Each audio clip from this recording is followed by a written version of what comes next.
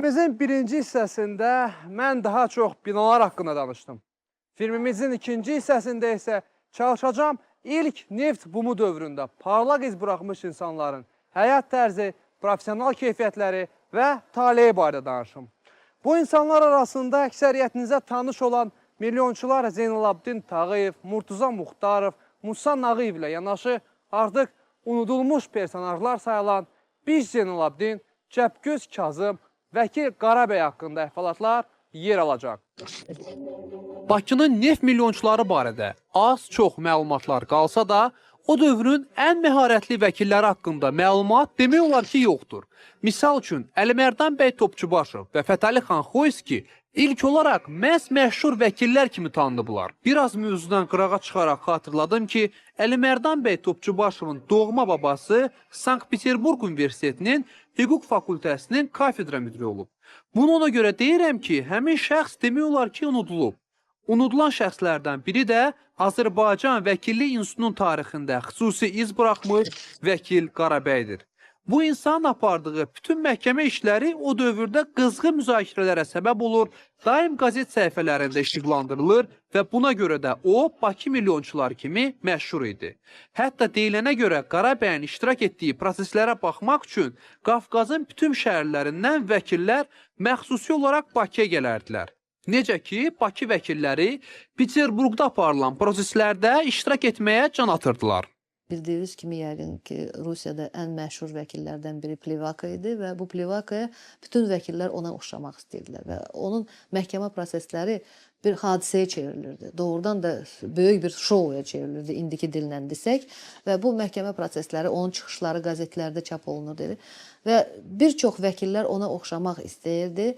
Məhz Azərbaycanlılar da bu vəkillik demək olar ki, təbəqəsi o vaxt yaranmağa başladı və təbii ki, məşhur vəkillərin çıxışları dillərdə gəzirdi. Bir çox hallarda əks tərəf biləndə ki, Qarabəy ikinci tərəfi müdafiə edəcək, onlar işlərini uduzmuş bilirdilər. Təsəvvür edin ki, adi müsəlman ziyalısı kimi geyinən bu arıq şəxs Çar Rusiyası hökumətinin, senatının qəbul etdikləri bütün qanunları, hətta onların qüvvəyə mindiyi tarixi və hansı nömrə altında qəbul olunduğunu əzbər bilərdi.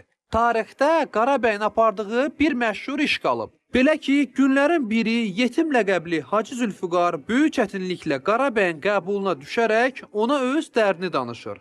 Məsələ ondadır ki, Hacı Zülfüqarın Baba Bostanı adlı yeri Qafqazın canişini Qraf Mixail Vorontsovun neft sahələrinə yaxın idi və onun işçiləri əraziyə çəpər çəkəndə Hacının yerini də canişinin torpağına birləşdirmişdilər. Yerli məmurlar canişindən qorxduqları üçün onun adı gələndə Hacı Zülfüqara təəssüflə baxaraq deyərdilər ki, sənə heç nə ilə kömək edə bilmərik. Ona görə də yetim Hacı Zülfüqar heç yerdə ədalət tapa bilmirdi. İşi öz üzərinə götürən Qarabəy ilk olaraq Peterburqa gedir. Bir neçə aydan sonra o Bakıya senatın xüsusi komissiyası ilə qayıdır. Komissiya üzvləri ilə onlar Hacı Zülfüqarın ərazisinə yaxın olan bütün yaşayış məntəqələrinə daxil olurlar və hər yerdə yerli sakinlər əlini Qurana basaraq təsdiq edirlər ki, bu torpaq yetim Zülfüqarın baba bostanıdır. Sakinlərin dedikləri senat komissiyasının üzvləri tərəfindən diqqətlə kağıza köçürülür. Bundan sonra komissiya Peterburqa qayıdır. Bir müddətdən sonra xəbər gəlir ki, Qarabəy Peterburqda məhkəmədə sübut edib ki, torpaq sahəsi doğrudan da yetim Hacı Zülfüqara məxsusdur. Qraf Vorontsov çəpəri sökməyə əmr verir. 2 ildən sonra isə Hacının yerində neft fontan vurur və o çox imkanlı adama çevrilir. Tiflisdə oturan Qafqazın canişini Qraf Mixail Vorontsovun Bakı şəhərində çoxlu neft mədənləri və digər indiki dillə desək obyektləri var idi. Deyilənə görə onun yoldaşı erməni əsirli idi və buna görə ermənilər Tiflisdə əksər vəzifələrdə özlərinə yer almışdılar. Bunu ona görə yada saldım ki, günlərin birində Bakıya erməni katolikosu gəlir. O Bakının bütün gözəl yerlərinə səyahət edir, ən yaxşı restoranlarında yeyib içir və dincəlir. Dəmir yol vağzalından onu yola salanda keşişdən soruşurlar ki, Bakı haqqında təəssüratların necədir? Keşiş gizlədə bilmədiyi qəmli sifətlə bəyan edir ki, şəhərimizdən dəhşətli dərəcədə məyus olub. Bunun səbəbini soruşanda isə erməni deyir. Mən elə bilirdim ki, Bakı, Tiflis kimi ermənilərin nəzarəti altında olan şəhərdir. Burada isə müsəlmanlar hökmranlıq edir. Bu dərd məni öldürür. Dərddən ölən Katolikosa himayədarlıq edən Qraf Varantsovun erməni əsilli arvadının taleyi də yaxşı olmur. Rusiya çarı 1-ci Dünya Müharibəsi dövründə Almaniyaya müharibə elan edəndə xanım Varantsova təsadüfən Berlin şəhərində olur. Bu barədə xəbər tutan yerli almanlar onun yaşadığı otelin içərisindən saçından sürüyərək çıxarırlar və elə bu vəziyyətdə onu şəhərin bütün küçələri boyu gəzdirirlər. Xanım Varantsova uzun müddət əsirlikdə qalır və yalnız ərinin uzun cəhdlərindən sonra Peterburqa qaytarılır. Qayıdaq köhnə Bakı məhkəmələrinə. Burada daha çox neft əraziləri uğrunda çəkişmələr üstünlük təşkil edirdi. Çar Rusiyasında yerli müsəlman əhalidən şahid kimi ifadələr alınarkən, onlar Qurani Kərimə əl basaraq and içirdilər ki, ayaqları altındakı torpaq sahəsi filan kəsə məxsusdur. Lakin neft tapılan kiçik bir torpaq sahəsinin milyonlarla rubl gəlir gətirdiyini nəzərə alan bəzi fırıldaqçılar Qurana yalandan da əl basardılar. Onlar ilk olaraq xeyrinə yalan ifadələr verəcək şəxsin sahəsindən torpağı ayaqqabılarına doldurardılar. Daha sonra isə günahsız bir insanın torpağına gələrək burada Qurana əl basardılar ki, bu torpaq onlara pul verən fırıldaqçınındır və əslində yalan danışmış olmurdular. Çünki ayaqqabılarının içindəki, yəni ayaqlarının altındakı torpaq doğrudan da pul vermiş insana məxsus idi. Bakı nefti sayəsində varlanan və yerli bakılıların yaddaşında ən qorxmaz və alicənab insan kimi qalan Murtuza Muxtarov olub. O burada Əmircan qəsəbəsində kasıb muzlu ailəsində dünyaya göz açır. Bir müddət Bakıdan Tiflisə yük daşıyan Murtuza daha sonra neft mədənlərində ən ağır işlə məşğul olur. O əli ilə quyulardan neft çıxarır. Bir müddət keçəcək və heç bir təhsili olmayan bu cavan oğlan torpağın ən dərin qatlarına çatan neft burğusu icad edəcək və onu patentləşdirəcək. Həmin avadanlığı almaq üçün Muxtarovun yanına Amerika və Avropadan da gələcəklər. Lakin Muxtarovun özü ərazidə neftin olub-olmamasını sadəcə bir xaşma torpağı iynəməklə müəyyən edərdi. Murtuza Muxtarov öz üzərində ciddi işləyən adam olub. O biraz varlanandan sonra bəziləri kimi kazinolara yox, neft mədəni texnologiyalarını mükəmməl bilən xarici müəllimlərin yanına üz tutur. Onların yanında mühüm bilikləri yiyələnir. Bakıda tapa bilmədiyi bilikləri Rusiya və Avropada əldə edir. Belə səyahətlərinin birində Şimali Osetiyanın Beslan şəhərində onun başına maraqlı bir hadisə gəlir. Vağzalda qatar gözləyərkən Zəlimxan adlı məşhur quldurun dəstəsi qarət məqsədi ilə əraziyə daxil olur. Bütün sakinlər qorxudan ora-bura səpələnsələr də Murtuza Muxtarov heç yerindən belə tərpənmir. Zəlimxana Muxtarovun igidliyi indiki dillə desək ləzzət eləyir və onlar dostlaşırlar. Bir müddət sonra Zəlimxan tutulub edam olunanda Murtuza müəllim onun oğlunu və qızını Bakıya gətirir, öz övladları kimi baxır, onlara təhsil verir. Elə Beslan şəhərində o yerli general Tuğanovun ortancıl qızı Liza ilə tanış olur və onunla evlənir. Bu hadisə şərəfinə o Vladikavkazda gördüyünüz bu gözəl məscidi, Bakıda isə arvadının eşqinə indi bizə Saadət Sarayı kimi tanış olan bu binanı tikdirir. İsmailiyənin memarı olan Ploşka Saadət Sarayının binasını cəmi 1 ilə 1912-ci ildə Venesiyadan gətirdiyi ekskizlər əsasında tikir. Bundan əvvəl isə həmin binanı İtaliyada Muxtarovlar toydan sonra etdikləri səyahət zamanı görmüşdülər. Lakin Muxtarovun adı təkcə Zəlimxanın övladları ilə yox, o dövr opera sənətinin ən parlaq nümayəndəsi olan Fatma Muxtarovanın adı ilə da sıx bağlıdır. Fatma xanımın anası Kazak, atası isə Cənubi Azərbaycandan idi. Murtuza Muxtarovla tanışlıqdan əvvəl ona Katya Şarmaşica deyə müraciət edirdilər. Katyanın çox gözəl səsi olsa da, pulu olmadığı üçün Rusiyanın kiçik şəhərlərində qastrollara çıxaraq konservatoriyada təhsil almaq məqsədi ilə pul yığardı. Bir gün onu səhnədə Murtuza Muxtarovla yoldaşı Liza xanım görürlər və onun təhsilinə lazım olan pul ödəyirlər. Bundan sonra Katya adını Muxtarovun istədiyi kimi Fatmaya, soyadını isə Muxtarovaya dəyişir. Bilirsiniz, onda iki şey birləşmişdi. Mahir artistik qabiliyyəti təbiidir Allahdan verilmə gözəllik və gözəl səs. Bunlar hamısı birləşərək bir insanda, bu nadir hallarda olur. Onun gözləri haqqında hərdən yazırlar ki, Fatma Muxtarovun gözlərində ekstrasens cazibədərliyi olub. O zala elə təsir eləyə bilirdi ki, əlbil maqnit arxasında saxlayırdı bütün zalı.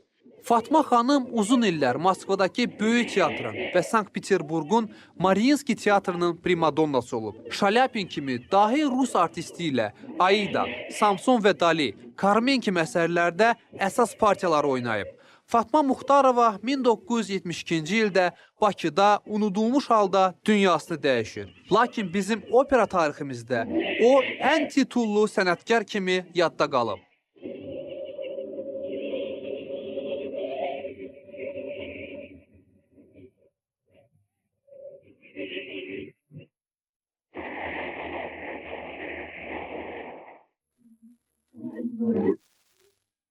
İndi Muxtarovun adını daşıyan bu küçə onun evinin yanından keçir.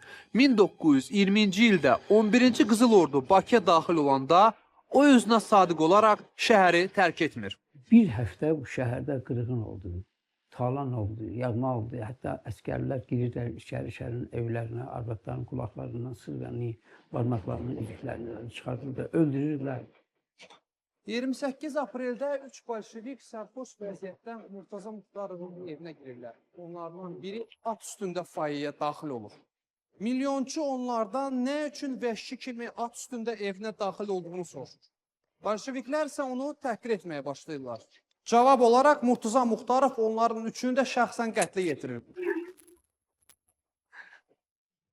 Qırmızı papaqların öldürülmüş yoldaşlarına görə qisaslarını alacağını başa düşən Murtaza müəllim öz yatağına keçərək elə həmin silahla özünə qəsd edir.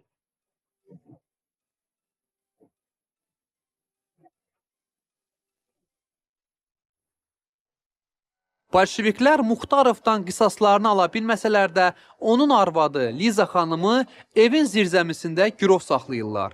Bir müddət sonra Liza xanım deyilənə görə Nəriman Nərimanovun köməyi ilə Türkiyəyə qaçmağa müvəffəq olur.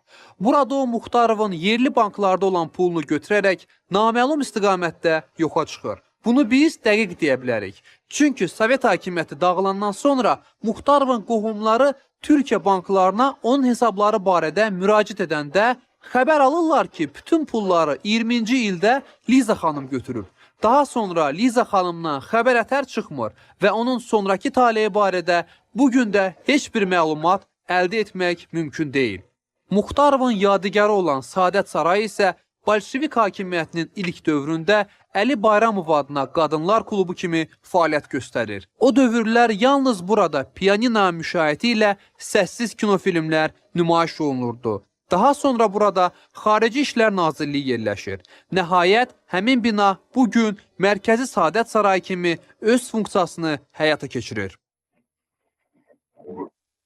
Musa Nağıyev Bakı tarixində özü haqqında çox böyük iz buraxıb. O tarixə simic insan kimi düşsə də, bu ilk baxışda belə görünür. Nağıyev Zeynalabdin Tağıyev kimi qızlar üçün seminariya tikdirib, onlarla müsəlman uşağın təhsilinə pul ayırıb, qış klubunda çoxlu sayda xeyriyyə balları keçirib. Nağıyev Bakı şəhərində öz teatrı olmayan Azərbaycanlı aktyorlardan ən az kirayə pulu tələb edən adam olub. Elə indi mənim qarşısında gəzdiyim İsmaillə binası da onun bu şəhərdə tikdiyi 70-ə yaxın gözəl binalardan sadəcə biridir. Musa Nağıyev digər milyonçular kimi ən aşağı təbəqədən çıxıb. O gənclik yaşında hambal olub. Sonradan isə öz misilsiz bacarığı sayəsində böyük neft mədənləri və ticarət gəmilərinin sahibinə çevrilib.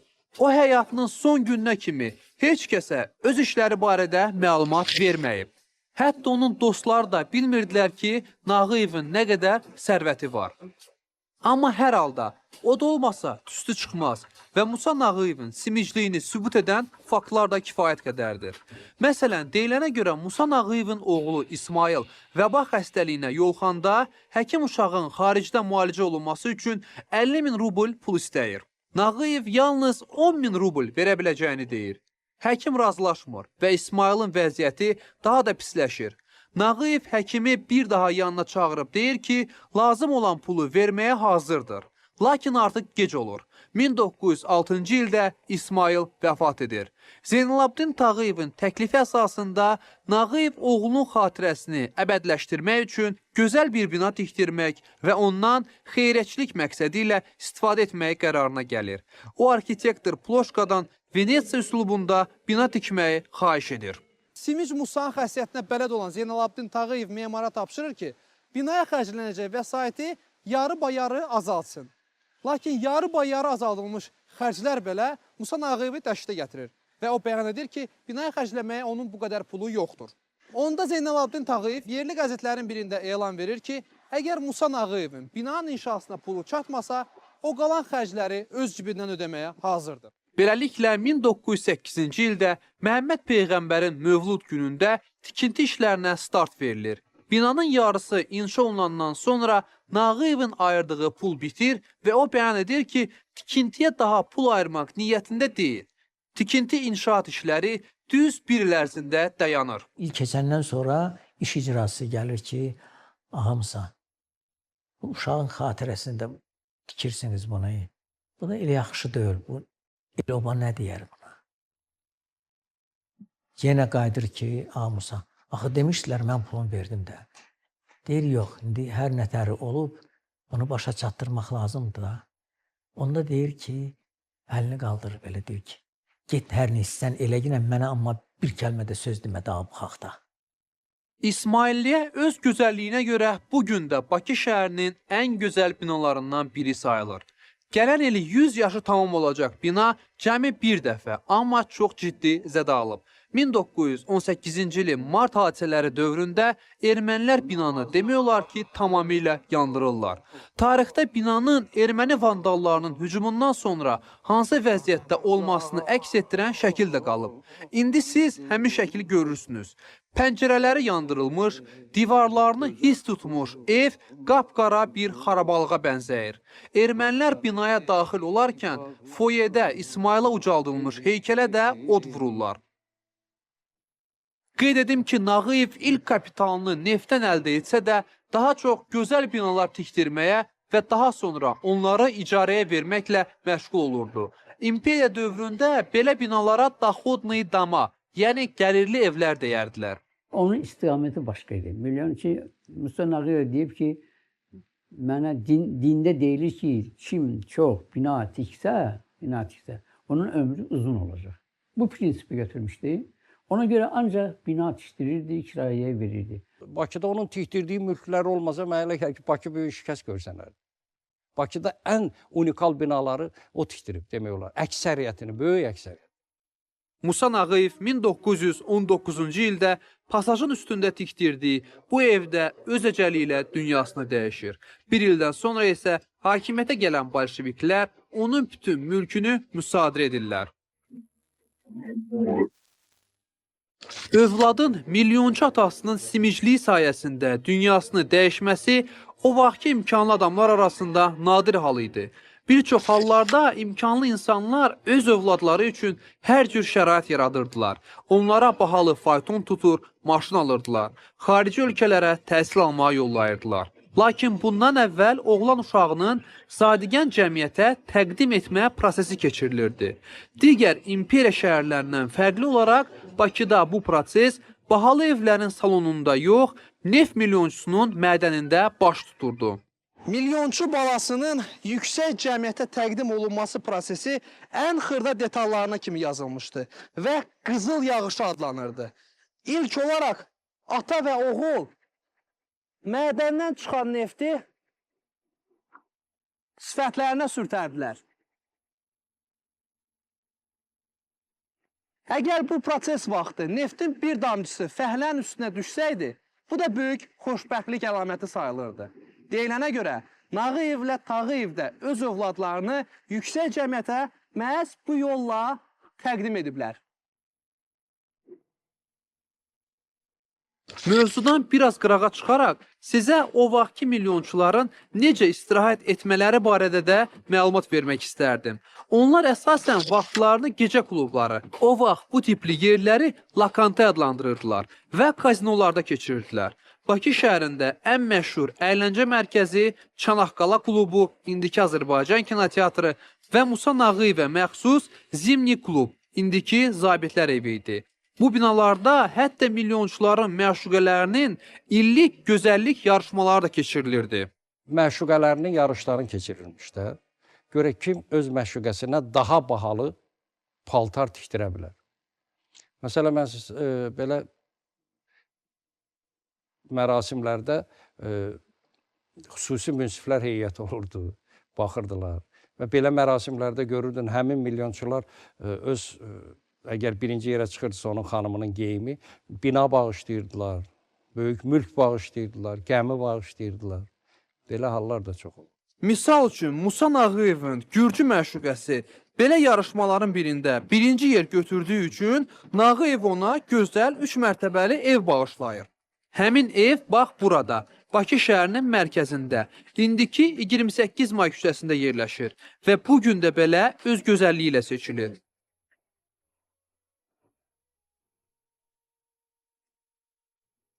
Milyonçuların öz məşuqələrinə bahalı hədiyyələr bağışlaması o vaxt fövqal hadisə sayılmırdı. Fövqal hadisə imkanlı sahibkarın məşuqəsi ilə evlənməsi olardı ki, bu xəbər də dərhal bütün şəhərə yayılardı. Belə bir hadisə tarixə Çəpgöz Kazım kimi daxil olmuş ən məşhur valyuta fırıldaqçısının başına gəlmişdi. Çəpgöz Kazım 1-ci Dünya Müharibəsi dövründə yaranmış maliyyə böhranından istifadə edərək valyuta ticarəti ilə məşğul olaraq çox varlanır. Daim dincəlmək üçün bura Çanaqqalaya gələn Kazım elə buradaca 18 yaşlı Yahudi Yan adlı bir qızla tanış olur. O bütün imkanını səfərbər edərək qızın ürəyini alır və ona himayədarlıq etməyə başlayır. Lakin sonda Yana Kazımın zövqünü o qədər oxşayır ki, Çəpgöz himayədar onunla evlənməyə qərarına gəlir. Deyilənə görə Yahudi Yananın Amerikada qohumları yaşayırmış və o ərinə təsir edərək onu Amerikaya köçməyə vadar edib. Ümumiyyətlə, o dövrlər Bakı şəhərində ən yekəxana insanlar balaxanlar hesab olunurdu. Balaxanda çoxlu neft tapıldığı üçün bu qəsəbənin sakinləri qısa müddət ərzində varlanmışdılar. Balaxanlar haqqında bizim günə kimi 2 maraqlı hekayə gəlib çatıb. Birincisi onunla bağlıdır ki, günlərin bir günü gecə yarısı sərxoş balaxanlı yaxşı yeyib içəndən sonra evinə qayıdarkən yolda azaraq divarla üzbəüz çıxır.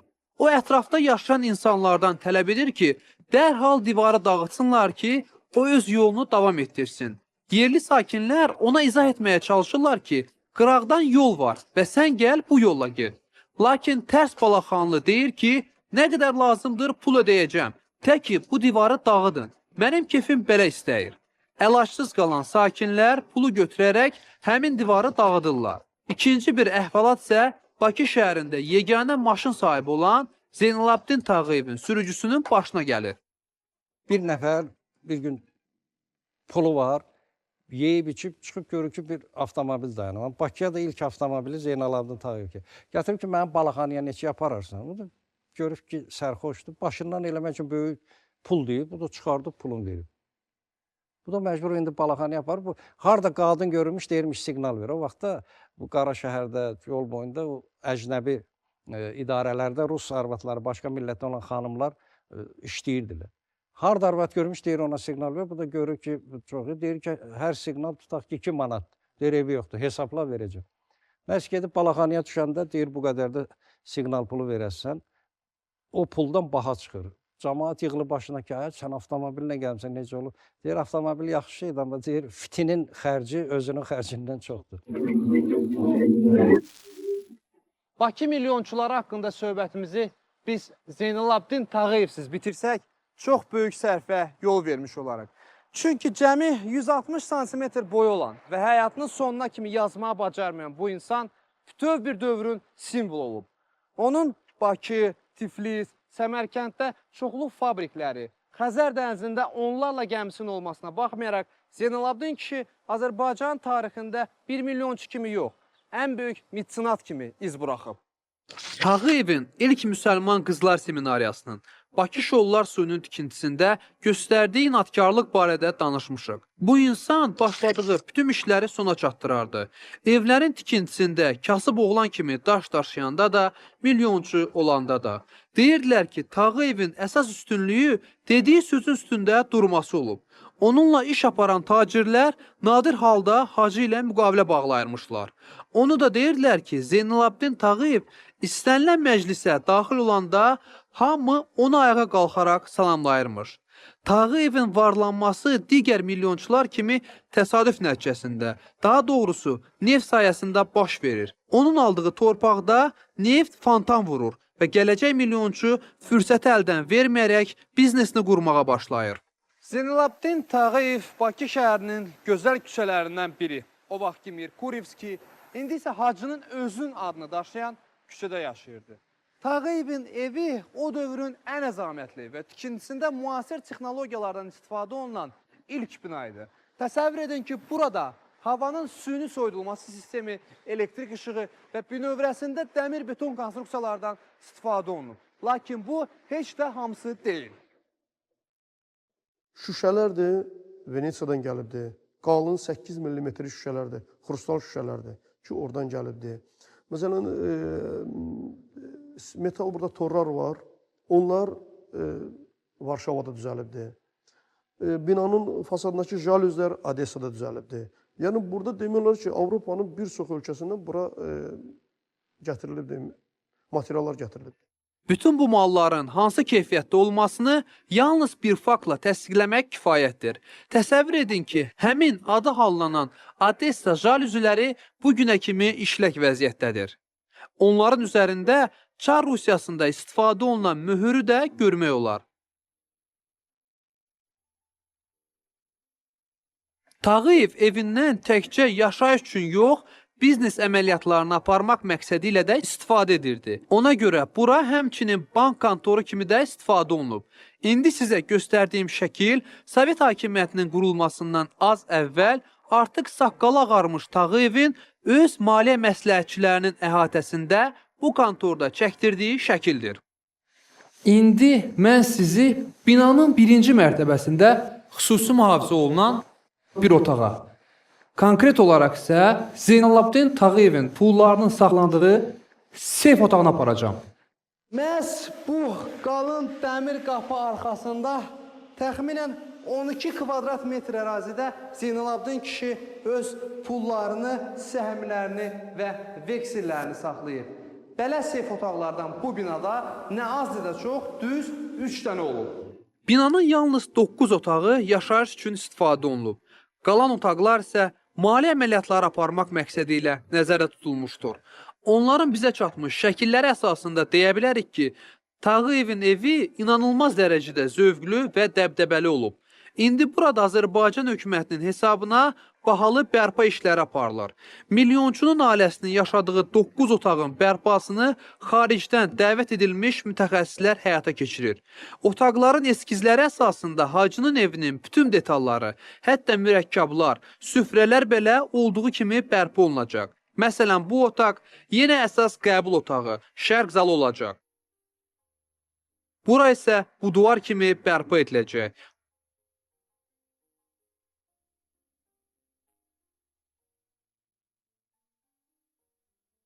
Yeri gəlmişkən, qonşuluqda yerləşən Azərenerji açıq tipli səhmdar cəmiyyətinin binasını Tağıyev öz faytonçuları və atlarını saxlamaq üçün inşa etdirmişdi.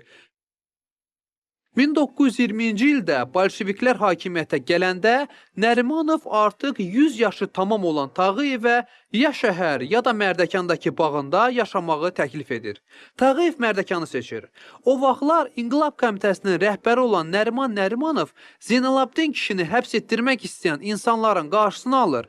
Bu da təsadüfi olmur. Çünki Nərimanovun təhsil almasına vaxtilə məhz Tağıyev pul ayırmışdı. O isə heç vaxt bu yaxşılığı yaddan çıxarmayıb.